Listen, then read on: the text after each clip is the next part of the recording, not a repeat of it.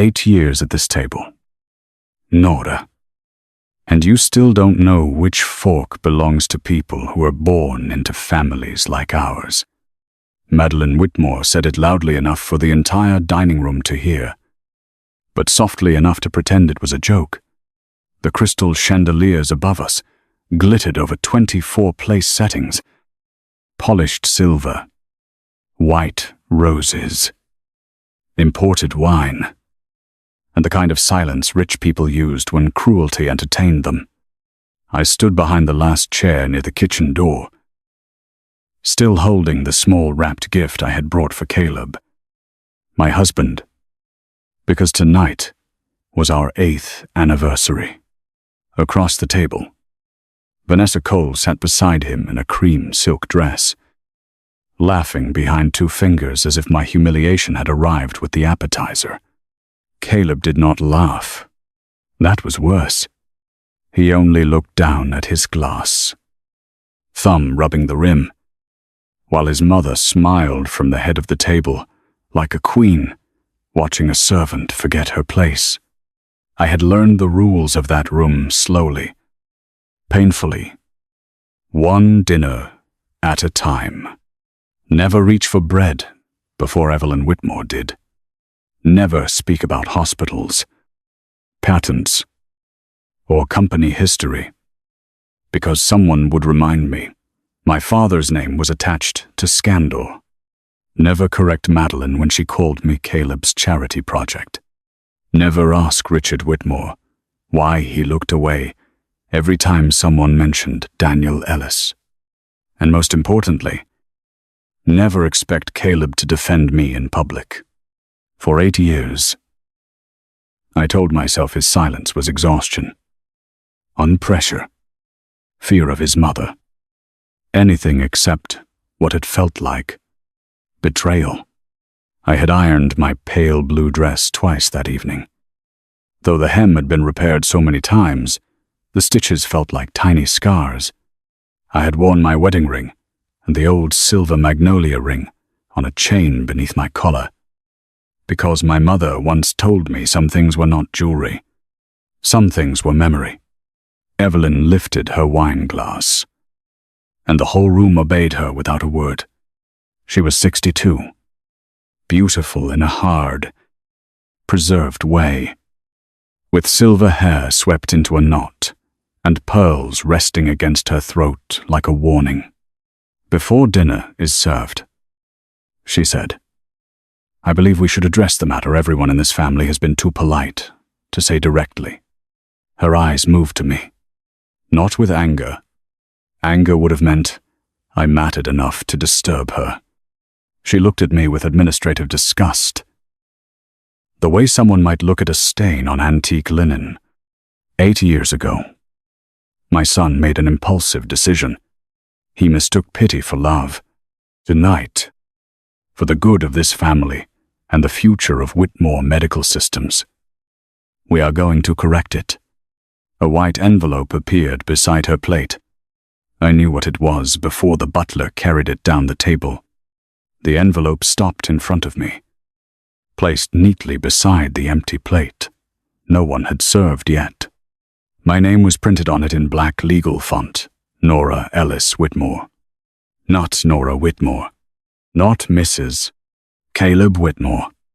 They always remembered the Ellis when they wanted to make it sound dirty. I looked at Caleb then. I really looked at him. He was still handsome in the way that had once made strangers forgive his distance. Dark hair, clean jaw, a tailored navy suit, eyes that could seem gentle when no one was watching.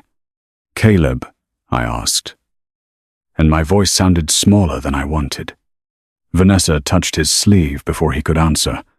A soft, intimate touch. A woman reminding him where loyalty should sit. Caleb closed his eyes for half a second, then opened them and said, "Just read it. Nora. 3 words. Not I'm sorry. Not this has gone too far. Just read it." Madeline clapped once, delighted by my face. "Oh, don't look so shocked," You didn't think this anniversary dinner was actually for you, did you? A few people laughed, including 2 board members I had served coffee to at charity events, because Evelyn insisted it made me useful. Vanessa lowered her gaze in theatrical sympathy. Nora, no one wants to hurt you, but sometimes clinging to a family that was never really yours only makes everyone suffer. I stared at her diamond bracelet. The same one Caleb had told me years ago was a corporate gift, now shining against her wrist like a confession. Evelyn leaned back. Sign tonight, and we will be generous. Refuse. And every newspaper from New York to Boston will remember exactly who your father was. The dining room tightened around me.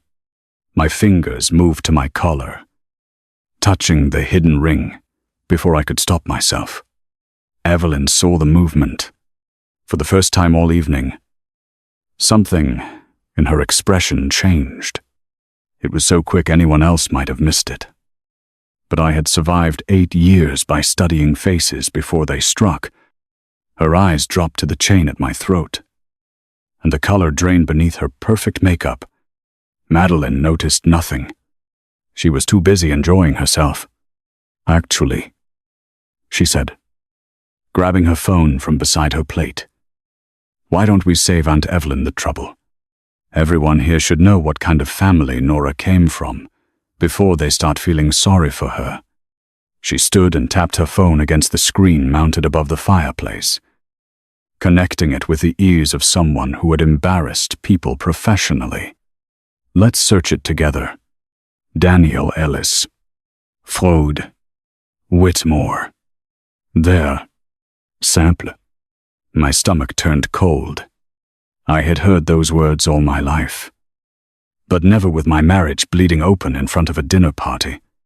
The search results filled the screen. Old headlines appeared first, of the ones I knew by heart, even though I wished I didn't engineer accused. Missing funds. Tragic crash. Disgraced consultant. Madeline smiled wider and turned toward the guests. See, this is what Caleb married into. Not exactly society material. Laughter rippled again. Thinner this time. Because humiliation is delicious, only when the victim keeps bleeding quietly. Then the page refreshed. A new result appeared at the top, marked with that small blue label used for court records and legal filings. The title was not from some gossip archive. It was official, recently indexed, and brutally clear. Ellis v. Whitmore, Medical Systems Sealed Documents, released in Magnolia Trust Petition. For 1 second, no one understood what they were seeing. Then Richard Whitmore dropped his fork. It struck his plate with a sharp, ugly sound that cut through the room. Madeline frowned and tapped the screen, as if the internet had personally betrayed her. What is that? She muttered. Vanessa's smile disappeared. Caleb finally looked up, and when he read the words, something old and frightened crossed his face. But Evelyn was the one I watched. She was no longer looking at the screen. She was looking at me. More precisely, she was looking at the chain, where my fingers still rested. At the silver magnolia ring, pressing beneath the fabric of my dress. Her hand tightened around her wineglass until I thought the stem might snap. Turn it off, she said. No one moved. Her voice sharpened, losing its velvet edge. Madeline, turn it off now. The screen still glowed over us. Brighter than the candles. Brighter than the chandelier. Brighter than every lie I had been forced to swallow at that table. I did not know what Magnolia Trust was. I did not know why my dead father's name had appeared beside the Whitmore empire in a sealed case released that very afternoon. I did not know why Richard looked like a ghost, or why Caleb suddenly seemed unable to breathe. But I knew fear when I saw it. And for the first time in 8 years, it was not mine. Evelyn stood so quickly. Her chair scraped against the marble floor. That file has nothing to do with her, she said. Each word carefully placed. Too careful to be true. The room remained silent. I looked down at the envelope beside my plate. The divorce papers waiting for my signature. Then back up at the search result, still reflected in the silverware. All those years, they had made the dinner table, a courtroom, and me, the accused. Tonight, without touching a thing, one phone search had called their first witness. Evelyn recovered faster than anyone in that room, because women like her did not survive by never being afraid. They survived by punishing the first person who noticed. She crossed the dining room and pressed one manicured finger against the screen until Madeline's phone disconnected. The court record vanished, replaced by the Whitmore family crest glowing above the fireplace. A silver hawk clutching a ribbon that read, "Integrity through innovation." I almost laughed. Instead, I stood still while every guest pretended they had not seen Richard's trembling hand or Caleb's face turning pale. Evelyn looked at the board members first, then the guests, then me last, as if I were the least important person in the room. Old lawsuits are often repackaged by desperate people, she said smoothly, especially when there is money involved. I apologize for the interruption. Dinner will be served shortly. Then she leaned close enough that only I could hear her and whispered, "You should have signed before your father's grave started speaking." Caleb finally rose from his chair, and for one terrible second, hope moved through me like pain. I thought maybe the search result had shaken something loose in him. I thought maybe he would ask his mother what Magnolia Trust meant. Why she looked at my necklace like it could burn her. Why the name Daniel Ellis still had the power to empty the blood from Richard's face. Instead, Caleb picked up the envelope and touched my elbow without meeting my eyes. "Come with me," he said, not gently, not cruelly, like a man escorting a problem out of sight before guests could smell smoke. Vanessa watched us leave, with her lips pressed together in false concern. Madeline whispered something to her, and they both looked at my dress, my repaired hem, my shaking hands. The dining room doors closed behind us, sealing the laughter and silver and roses inside, while Caleb led me down the hall toward his father's study. The study had always smelled like leather, cigar smoke, and decisions made without witnesses. Caleb shut the door, placed the envelope on the desk, and stood across from me as if we were negotiating a contract instead of ending a marriage. "Sign it tonight," he said. "You'll get enough to live comfortably. No public fight. No more dinners. No more of this." I stared at him. No more of this. My voice cracked, and I hated myself for it. "Caleb, your sister just searched my dead father's name on a screen so your family could laugh at me. Your mother put divorce papers in front of me on our anniversary. Your ex-girlfriend is wearing a bracelet you lied about, and you're asking me to make this quiet." His jaw tightened. "You don't understand what your father did to this family." The words landed so hard I forgot to breathe. "My father," I whispered. Caleb looked away. "Daniel Ellis destroyed people. Nora, maybe you didn't know, but I did. For 8 years, I had believed Caleb's silence was weakness. That night, I learned it had been judgment. All the evenings he let Madeline call me Charity. All the times Evelyn mentioned my bloodline. All the moments Richard walked out. When my father's name came up, Caleb had not been confused. He had been weighing me against a story I had never been allowed to hear, and finding me guilty every time. "What did she show you?" I asked. Because suddenly I understood Evelyn had not built this hatred with insults alone. Caleb opened a drawer, pulled out a thin folder, and slid it toward me. Inside were photocopies of old reports, a confession statement, allegedly signed by Daniel Ellis, and a memo claiming my father had siphoned research funds before a crash killed him. The signature at the bottom looked like my father's name, but the shape was wrong. Too stiff, too neat. My father's handwriting had always leaned forward, as if even ink could not wait to finish an idea. I touched the page with one finger. "This isn't his signature." Caleb let out a bitter breath. "Nora, don't. It isn't." I looked up at him, and something inside me cooled. "Did you ever ask? Did you ever try to find the original? Did you ever wonder why your mother hated an orphaned girl so much that she had to make every meal feel like a trial?" His face tightened, but he did not answer. That was answer enough.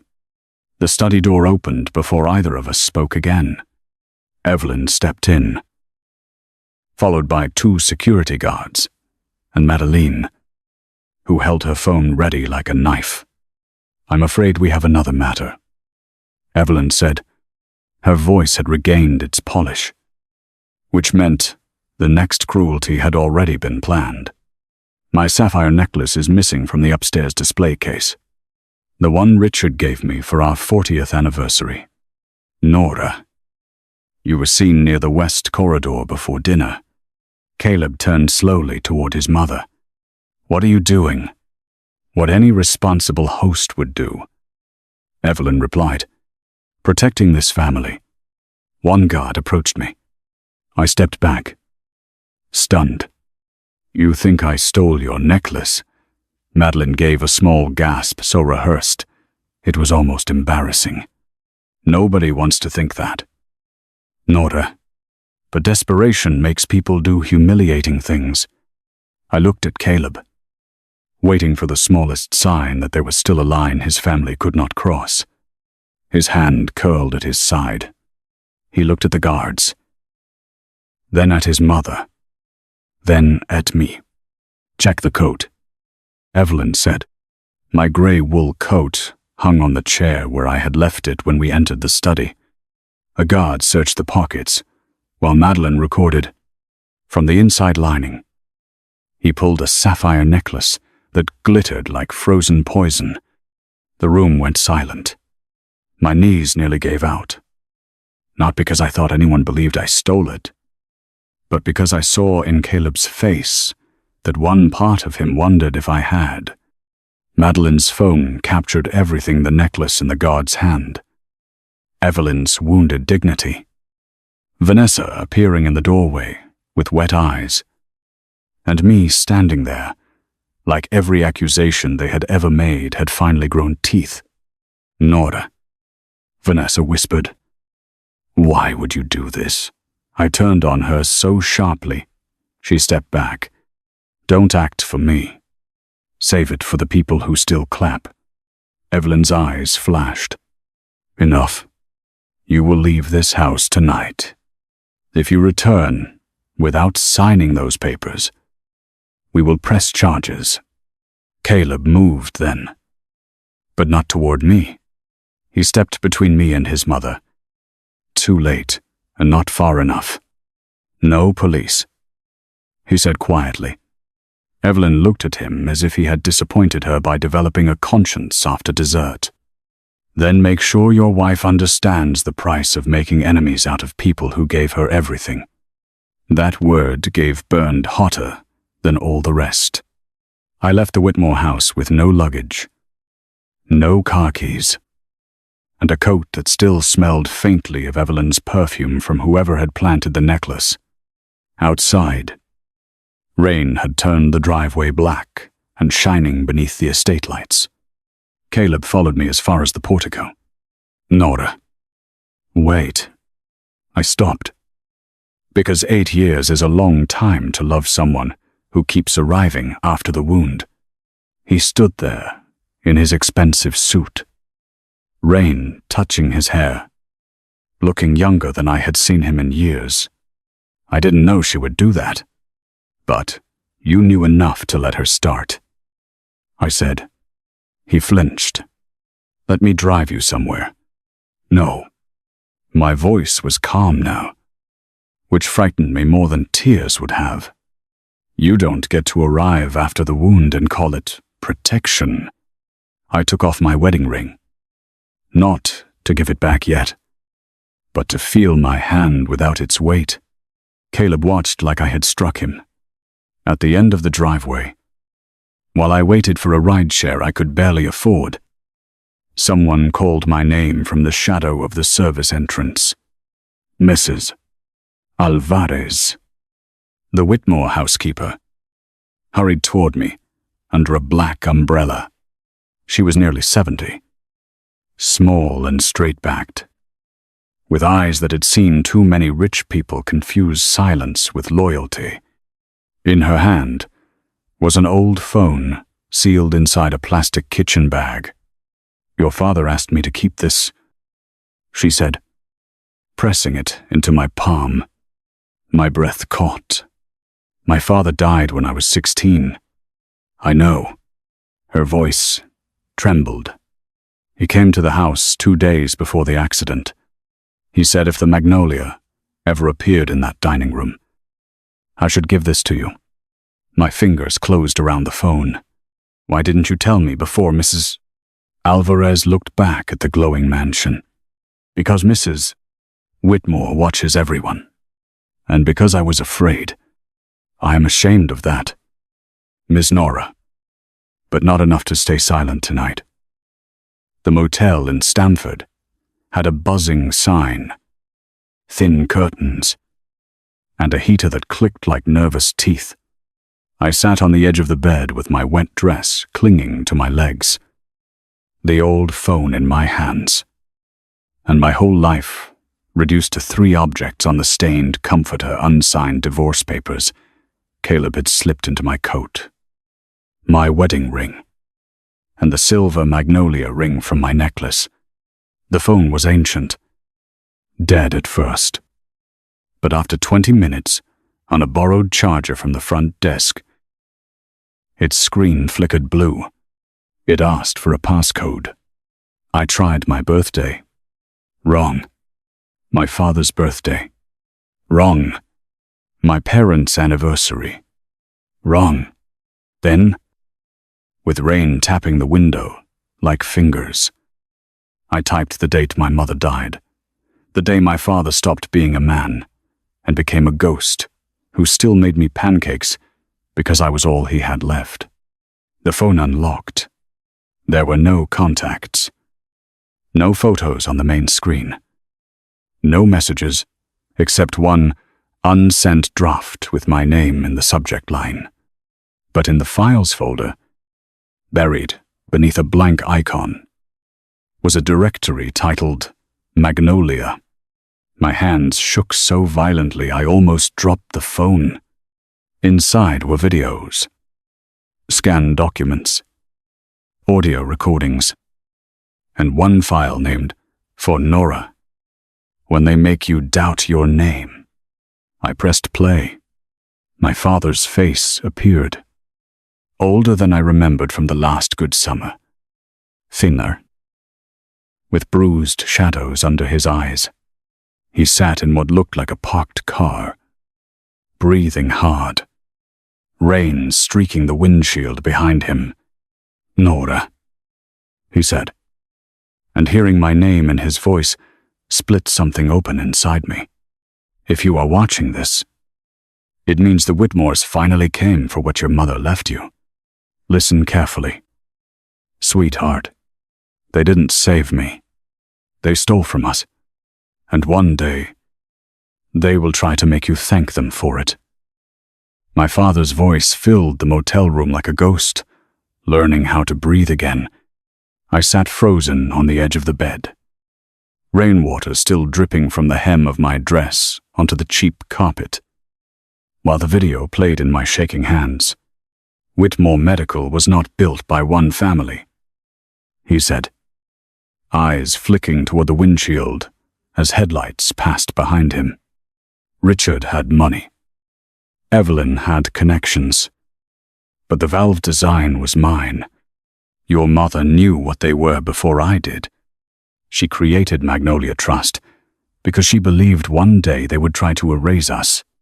He held up a folded document, its corners stamped with a seal, shaped like the ring against my throat. "If I disappear, Nora, find Elias Grant. Do not go to Richard. Do not trust Evelyn. And if Caleb ever looks at you like you carry my guilt, remember, this guilt was the only inheritance they could afford to give you." I watched the video 3 times before morning. Each time, I caught something new. The fear in my father's breathing, the bruise along his cheekbone, the way his left hand trembled whenever he said Evelyn's name. By sunrise, I had stopped crying. Tears belonged to the woman who had stood in the Whitmore dining room, waiting for her husband to become brave. That woman felt far away now, like someone I had read about in a sad book and pitied for staying too long. I showered in cold water, dried my dress with the motel hairdryer, and took a bus to Brooklyn with the old phone hidden inside my coat. Elias Grant's office sat above a closed tailor shop on Atlantic Avenue, the kind of place rich families forgot existed after they had finished using the men inside it. His receptionist tried to turn me away until I placed the silver magnolia ring on her desk. Elias Grant was older than the voice I remembered from my father's few surviving letters. His hair was white, his shoulders narrow beneath a brown cardigan.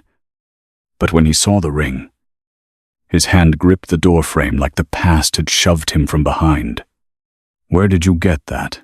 he asked. "My mother left it to me," I said. His eyes moved to my face. "Searching for someone dead. Clara," he whispered, and the name nearly broke him. He closed the office door, locked it, and pulled the blinds before offering me a chair. I was afraid this day would come after I was too old to fight. I placed the phone on his desk and told him what had happened at dinner. The search result, the necklace, the divorce papers, Caleb's accusation. Elias listened without interrupting. But with every sentence, his face hardened until he no longer looked old. He looked like a weapon someone had left in storage. He opened a metal filing cabinet behind a row of law books and removed a box labeled with my mother's maiden name. Inside were copies of incorporation papers, patent sketches, trust documents, and photographs of my father standing beside Richard Whitmore in front of a brick factory I had never seen. They were young in the picture, both smiling, both dirty from work, both holding a prototype that looked like nothing and had apparently become everything. "Your father designed the adaptive cardiac valve that made Whitmore Medical Systems worth billions," Elias said. "Richard brought investors. Evelyn brought political access. Daniel brought the invention. The original agreement gave him 49% equity and protected voting rights through Magnolia Trust, created by your mother before she died." I swallowed. "Then why did everyone say he stole from them?" Elias looked down at the papers. "Because he refused to sign over control before the public offering, and because dead men cannot defend signatures." "The file Caleb had shown me," said my father, confessed, and transferred his shares voluntarily. Elias laid another document beside it. A hospital record with a date circled in red. This is what we could never get admitted before the case was sealed. On the day Daniel supposedly signed the transfer, he was unconscious at St. Bartholomew's after the first crash. My throat tightened. The first crash. Elias closed his eyes briefly. There was a hit and run 2 weeks before the accident that killed him. He survived that one. Barely. Evelyn's attorneys buried the hospital record by claiming it was unrelated and confidential. Then the confession appeared, notarized by a man who later retired to Florida with a Whitmore pension. He tapped the signature. I knew it was forged. Clara would have known too. But she was gone. Daniel was dead. And you were a child. Magnolia Trust went dormant because no one could activate it without 3 things. The ring, Daniel's original signature samples, and proof the transfer was fraudulent. All those years, I had worn the first key around my neck while scrubbing humiliation from expensive plates. The second key was inside the phone scans of my father's notebooks. Letters to my mother. Even birthday cards he had signed. With the same impatient forward lean I remembered. The third key was hidden somewhere in Evelyn's fear. Elias called in a forensic document examiner named Priya Shah, who arrived within an hour carrying a laptop and the expression of someone who had seen too many elegant crimes dressed as paperwork. She compared the signature on the transfer to my father's letters and shook her head almost immediately. Whoever forged this copied the shape, not the movement. She said, "Real signatures breathe. This one poses." It was the first beautiful sentence I had heard in years.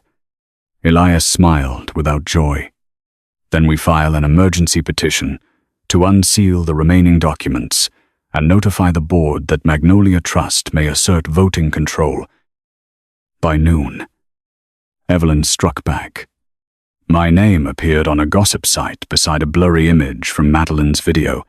Nora Whitmore, caught stealing family jewels during anniversary dinner. B1. Vanessa Cole was on a charity podcast, speaking in a trembling voice about watching a good man be emotionally exploited by someone desperate to escape her father's shame. B2. Caleb's assistant left 3 messages asking where I was, each one more formal than the last. I did not answer. Instead, I sat in Elias's office and watched strangers online decide I was exactly what the Whitmores had trained them, to see a poor woman who married up. He got caught and cried victim. For a moment, the old ache rose in me. The need to explain, to beg someone to believe me. Elias must have seen it, because he placed a cup of coffee beside my hand and said, "Truth does not become weaker because liars publish first." Caleb found me just after dusk.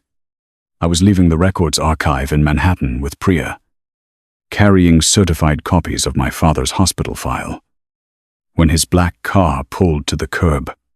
He stepped out before his driver could open the door. Coat unbuttoned, hair wind-blown, face stripped of the calm that had once made me feel safe. "Nora," he said.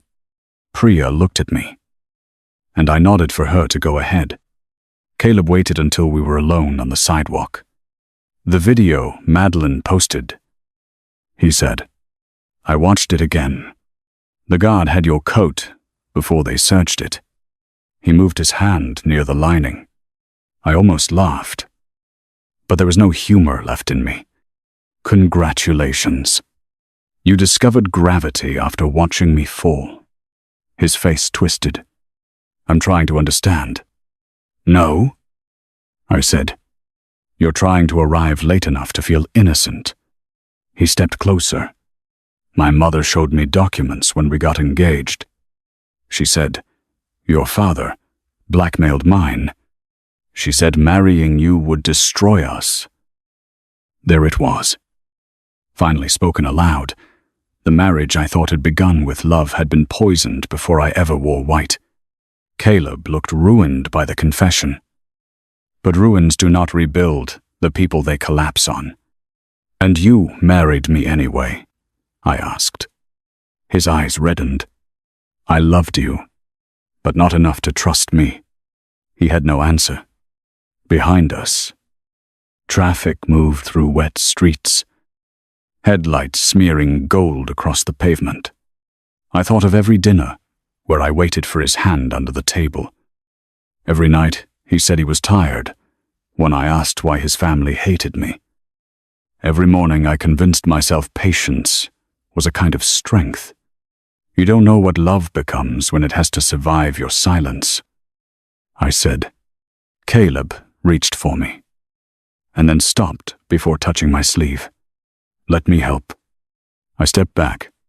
You had 8 years to stand beside me. Now stand where the truth puts you.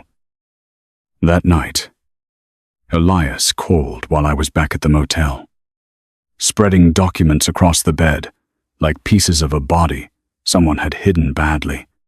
His voice was low and urgent. Nora, we found the phone log from your father's carrier. The last call he received before the fatal crash came from a private Whitmore line. I already knew the answer before he said it. Some truths arrive not as shocks, but as confirmations of pain you were trained to doubt. Whose line, I asked. Paper rustled on his end. Evelyn's direct office number. I looked at my father's frozen face on the phone screen. The video paused with his mouth half open, as if he had been trying to warn me for 16 years, and I had finally learned the language. Outside, the motel sign buzzed red against the curtains. Inside, I picked up the divorce papers, turned them over, and wrote one sentence across the blank back page. I will not sign away my name. The annual Whitmore Medical Gala had always been less a celebration than a coronation. Every year, the Plaza Ballroom bloomed with white orchids, champagne towers, polished donors, surgeons in tuxedos, politicians with practiced smiles, and investors who spoke about saving lives while watching stock prices on their phones. I had attended 6 of them as Caleb's wife and had been photographed only twice, both times half hidden behind flower arrangements. That night, he arrived alone. No limousine. No diamonds borrowed from Evelyn's vault. No husband's hand at my back, telling the cameras where I belonged. I wore a black dress I bought that afternoon, with the last available room on my credit card. My hair pinned up with drugstore clips, and the silver magnolia ring resting openly against my collarbone. When I stepped into the ballroom, conversations thinned into whispers. Madeline saw me first, and nearly spilled her champagne. Evelyne, standing on the stage beneath a banner, reading, "A Legacy of Trust," went perfectly still. Vanessa was beside Caleb near the front row, dressed in ivory again, as if she had decided innocence was a color she could purchase in bulk. Cameras circled them because Evelyn had arranged the evening beautifully. The board would announce Caleb as permanent CEO. Caleb would announce our divorce as a mutual decision. Vanessa would stand close enough for donors to understand the future without anyone saying engagement. And I, if mentioned at all, would remain a scandalous footnote, already being swallowed by gossip sites. Madeline crossed the ballroom toward me, with 2 security men trailing behind her. "You are unbelievable," she hissed, smiling for anyone watching. "Did you come to steal something larger this time?" I looked past her to the stage. "No," I said. "I came to return something. Her eyes flicked to the ring at my throat. For 1 second, she looked confused enough to be honest. Return what I smiled. Your family's history. Evelyn did not wait for me to reach the stage. She took the microphone early, her voice filling the ballroom with calm authority. Ladies and gentlemen, I apologize for a small disruption near the entrance. Some people mistake private family matters for invitations to public spectacle. A few polite laughs followed. She continued. Whitmore Medical Systems has survived many attempts to exploit its success.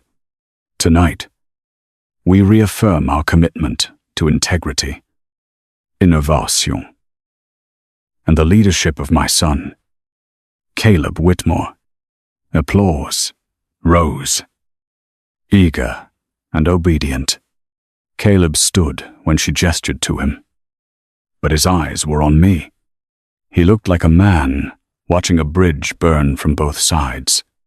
Vanessa touched his arm, and I saw him gently remove her hand. It was the smallest movement. Years too late. But Evelyn saw it. Her smile sharpened. Before we proceed, she said, our counsel will briefly address a malicious claim circulating online regarding a long-settled matter involving a disgraced former consultant named Daniel Ellis. A large screen descended behind her. I understood then that Evelyn had decided to kill my father a second time in public before I could make him speak. Her attorney, a sleek man named Warren Pike, stepped up with a folder and began showing documents, the alleged confession, the alleged transfer, the old accusations of missing research funds. Each page appeared on the screen with official stamps, dates, signature, all the props of truth. Around me, guests murmured. Some recognized my name now. Others lifted their phones, already hungry for the next scandal. The Ellis claim, Warren said, has no legal merit. Mr. Ellis voluntarily surrendered his interests after misconduct that the Whitmore family chose, with great compassion, not to prosecute further. Compassion. The word hit the ballroom floor like glass. I walked forward before Elias could stop me. Then no one here should be afraid to search the court record themselves. I said. My voice was not loud, but microphones love rupture. One of the journalists near the aisle turned his camera toward me, and suddenly every eye followed. Evelyn's face remained composed, but her hand tightened around the podium. I lifted my father's phone in one hand and my own in the other. Case 9, 1, MG 407. I said. Magnolia Trustevu, Whitmore Medical Systems. It was unsealed yesterday. Don't let Mrs. Whitmore's attorneys summarize it for you. Search it. For a moment, no one moved. Then phones came out across the ballroom. On the B1, a soft, glittering wave of screens. Donors searched. Board members searched. Reporters searched fastest of all. I watched the results appear on their faces before I saw them reflected in their glasses. Sealed petition granted. Forensic review ordered. Emergency claim of voting control filed. Daniel Ellis hospital record admitted. The room changed temperature. Evelyn whispered something to Warren, but he had gone pale. Elias Grant stepped beside me then. Old, small, and carrying a leather case that suddenly seemed heavier than the chandeliers. My name is Elias Grant, he said into the nearest microphone. I represented Clara Ellis in the formation of Magnolia Trust. That trust never expired. It was suppressed, Warren tried to interrupt, but Priya Shah was already connecting her laptop to the screen with the calm precision of a surgeon. The signature on the 1,997 equity transfer, she said, is not Daniel Ellis's authentic signature. The writer copied visual form without natural pressure. I stroke rhythm or forward motion. Additionally, hospital records show Mr. Ellis was unconscious at the time he allegedly signed. The screen changed from the forged document to my father's birthday card to me, the one where his handwriting leaned forward like it was running toward love. A sound moved through the ballroom. Not quite a gasp. Not quite a verdict. But close enough. Richard Whitmore stood from the front row, gripping the back of his chair. He looked 20 years older than he had at dinner. "Evain," he said, and his voice broke in a way that told me he had known more than cowardice could bury. Evelyn turned on him with a look so vicious, the cameras caught it. "Sit down, Richard." But Mrs. Alvarez was already walking toward the stage in her black housekeeper's dress, her hands folded tightly in front of her. I had not expected her to come. Seeing her there nearly undid me.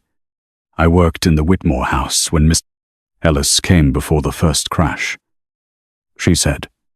He left a phone and asked me to give it to his daughter if the magnolia ring was ever shown in that family dining room. Mrs. Whitmore later ordered staff to remove boxes from Mr. Ellis's old workshop. She said anything with his handwriting was to be burned. Evelyn laughed once, cold and sharp. "This is absurd. A servant's memory is not evidence." "No," I said, and plugged my father's phone into Priya's cable. "But his voice is." The video filled the screen, Daniel Ellis in a parked car. Rain on the windshield. Bruises shadowing his face. The ballroom fell into the kind of silence that does not belong to wealth.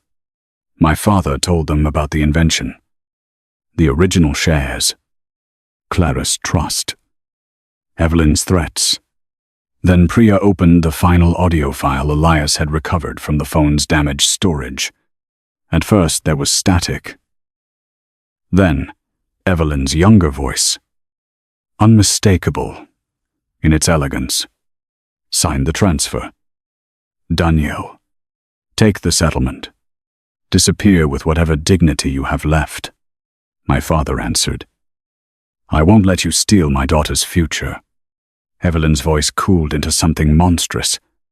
"If you don't sign, your daughter will grow up with your name buried in disgrace." No one breathed. On stage, the woman who had buried my childhood beneath scandal stared at her own voice, coming back from the dead. Caleb moved before security did. He stepped onto the stage, not toward his mother, but toward the microphone. Evelyn grabbed his sleeve. "Do not embarrass this family." He looked down at her hand, then removed it.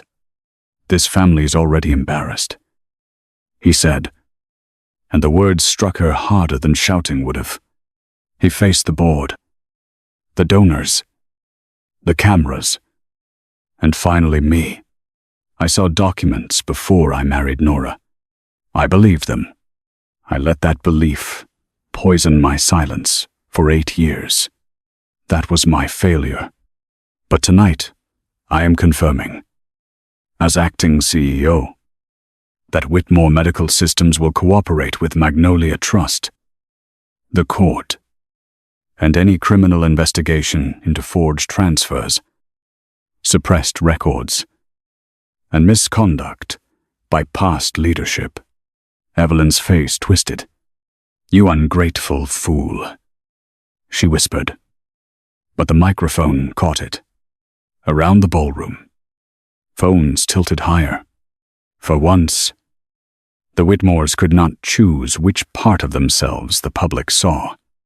The board chair, a severe woman named Helen Park, called an emergency recess that lasted 12 minutes and ended an empire.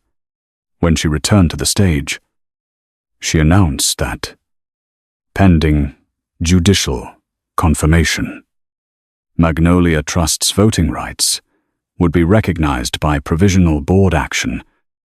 Evelyn Whitmore would be suspended from all leadership duties, and Caleb would step aside temporarily during the investigation. "Ms. Elise," Helen said, turning toward me. Not Nora Whitmore. Not Caleb's wife. Not Charity. As beneficiary and acting representative of Magnolia Trust, will you accept provisional voting authority? Every camera turned. Every person who had laughed at my repaired dress, my cheap shoes, my dead father's name, waited for me to tremble.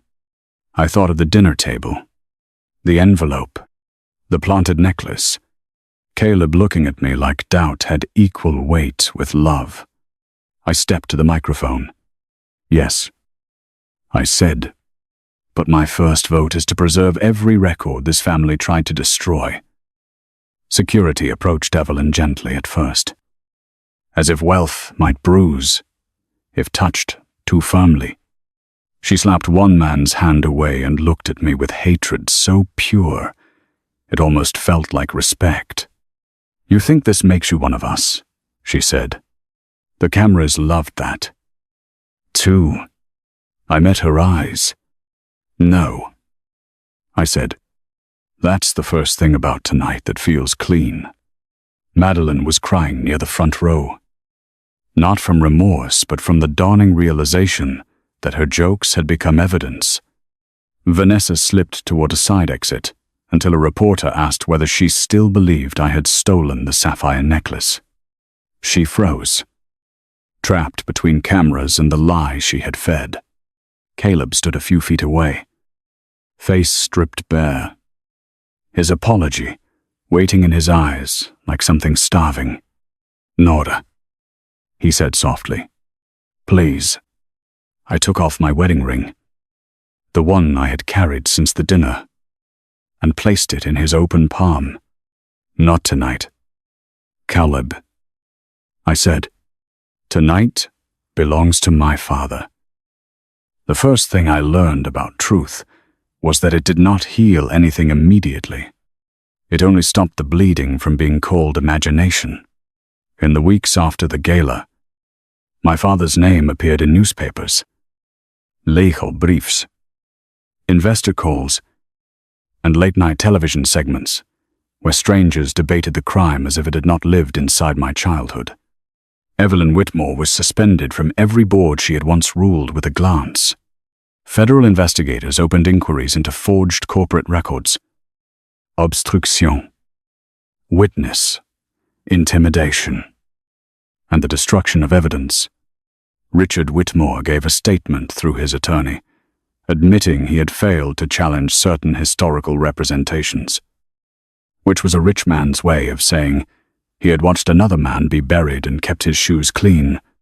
Madeline deleted every post about me, but the internet had already saved them. Vanessa issued a public apology, so polished it reflected nothing. And Caleb, for the first time since I married him, had no power to protect himself from consequences. I moved into a small apartment overlooking the East River, not because I had to, but because I needed walls that had never heard Evelyn's voice. Elias helped me establish temporary control over Magnolia Trust, and Helen Park placed an independent committee over Whitmore Medical Systems until the court finished its review. Every signature my father had supposedly given them was re-examined. Every archived box from the old factory was seized. Every executive who had benefited from silence suddenly developed a precise memory of being uncomfortable with Evelyn's methods. The sapphire necklace appeared in security footage, carried by the guard who had searched my coat. He confessed Evelyn's assistant had given it to him before dinner. Madeline claimed she knew nothing, but her video showed her standing beside the coat rack 10 minutes earlier, laughing while she blocked the hallway camera with her body. Humiliation had finally done what it always threatened to do. It had become evidence. Caleb came to see me 3 weeks after the gala. He did not bring flowers. He did not bring diamonds. He did not even bring the kind of apology rich men write with lawyers nearby. He brought a cardboard banker's box, rain spots drying along its lid, and stood outside my apartment door, looking like he had not slept since the night I returned his ring. These were in my father's private safe. He said, "Letters from Daniel. Original sketches. A partnership draft with Richard's notes in the margins. I should have looked years ago. I let him in because the box belonged to my father, not because Caleb deserved my floor." He placed it on the table and stepped back, hands empty, as if he understood he had no right to touch anything else. "I am not asking you to come back," he said.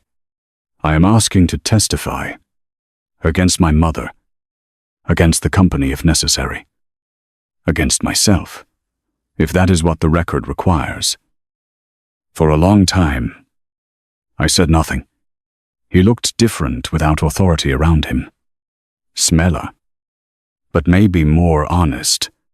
I opened the box and found my father's handwriting on yellowed paper, alive in the forward-leaning strokes Priya had described.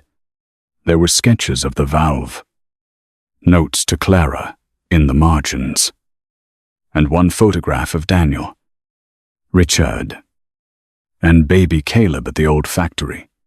On the back, my father had written for Caleb, who laughs whenever the machines make noise.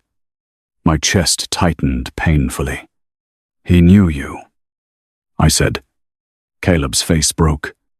"My mother told me he hated us, and you believed her, because it was easier than questioning the house that raised you." He nodded, tears gathering, but not falling. Yes, that one honest word did not repair 8 years, but it was the first thing he had ever given me without defending himself. The final family dinner happened 2 months later, though no invitation called it that. The court required the Whitmores to surrender personal archives kept at the Greenwich estate, and Elias insisted I be present when the sealed dining room cabinet was opened. I walked into that house wearing a gray suit, my mother's magnolia ring on my finger instead of a chain, and no wedding ring beside it. The long table was set out of habit, though no one had eaten there since the gala. Richard stood near the fireplace, thinner, older, unable to meet my eyes. Madeline sat rigidly in a black dress, her face pale, without the confidence cruelty had given her. Evelyn was not there. Her attorney had advised her not to enter rooms where witnesses could hear her speak. Caleb stood at the end of the table, but he did not pull out a chair for me. He knew now I had not come to sit. The cabinet contained what cowards always keep, because they cannot fully trust the lies that protect them. Original notebooks, a hidden copy of the first partnership agreement, a letter from my mother to Richard, warning him that Evelyn was pressuring Daniel, a cassette tape from an early investor meeting where my father's invention was introduced as the foundation of the company. Elias catalogued each piece while the court officer sealed them into evidence bags. Madeline began crying when her old video of the planted necklace was requested for the official file. "I didn't know it was this big," she whispered. I looked at her across the table, where she had laughed at my repaired dress. "You didn't need it to be big to know it was wrong." Richard covered his face with one hand. "Nora, your father was my friend." I waited until he looked up. "No, my father was your conscience. That is why you buried him." When the records were packed, Caleb followed me into the hallway, but stopped several feet away. "I sold the house in Nantucket," he said. "The proceeds are going to the Ellis Foundation. Unless you object." "I don't object." He swallowed. "I also resigned from the Whitmore Family Trust. Whatever I earn after this, I wanted to be separate from what they stole." I studied him carefully, searching for the man who had once told me to read the divorce papers, and the man who now seemed to understand that regret was not redemption. "Good," I said. His eyes flickered with pain, but he accepted the smallness of the word. At the front door, he finally asked, "Do you think there will ever be a day when you can forgive me?" I looked back at the dining room, at the table where I had begged silently for a place. "Maybe," I said, "but forgiveness is not the same as returning." A year later, Daniel and Clara Ellis Foundation gave its first scholarship in the auditorium of a public engineering college in Queens. The recipient was a 19-year-old girl named Maya Rodriguez, who had designed a low-cost cardiac monitor after losing her brother because her family could not afford follow-up care. When she stood on stage holding the award, she cried so hard, she laughed. And the sound reminded me of something my father might have loved. Behind her, mounted on the wall, was a restored photograph from the old factory Daniel Ellis holding the first valve prototype, his smile wide, his name printed beneath it without apology. Caleb attended quietly in the back row. He did not approach me until after the crowd thinned, and when he handed me a letter, he said only, "No answer required." Inside, he had written that the first thing my father built had saved patience, but the last thing he left had saved the truth. That evening, I returned to my apartment and placed Caleb's letter in a drawer beside my father's phone. The divorce decree and the first foundation program, with my parents' names embossed in blue. I did not cry. I did not feel victorious in the way revenge stories promise. What I felt was cleaner than victory and heavier than happiness. I felt free. For 8 years, I had waited for someone at the Whitmore table to make room for me, to pass me bread without contempt, to say my name without turning it into a stain. Now I understood the lesson they had taught me by accident. A seat given by cruel people can always be taken away. So, I built my own table.